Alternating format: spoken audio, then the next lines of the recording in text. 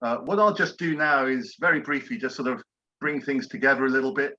I'm aware that although many of us have walked this for several years together, but for several of you, this might be a first time on the call. So I'm just going to bring things together a little bit and then also look forward to the future before we then go on to the more sort of participatory second half of our time together. First of all, so I'm Roger Allen as the enabler of Together for Bristol, which is also Churches Together in Greater Bristol. I meet with who we call the presidents, 8 presidents, the regional senior church leaders, a couple of times a year. And they're very kindly opened this session up for all of us today.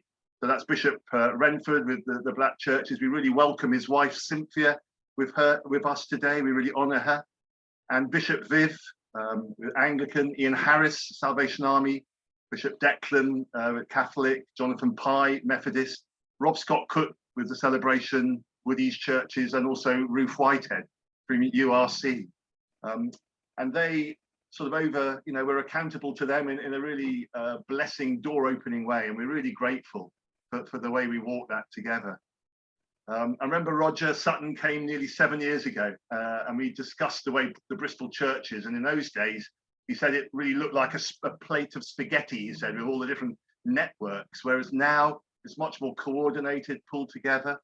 And what we have is 3 big sort of groupings or strands where we work together. We've got the churches in one place with about 250 church leaders, including over 40 from the Black-led churches, linked to Carmen Carroll and the Keyboard Trust.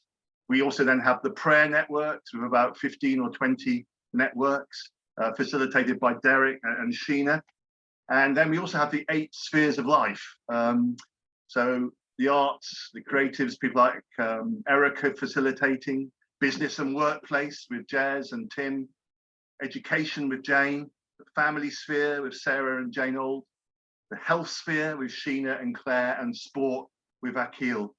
And then really the biggest of those would be the politics social action sphere, also known as Christian Action Bristol, chaired by Andy, helped by people like Paul Hazelden and Colston, others.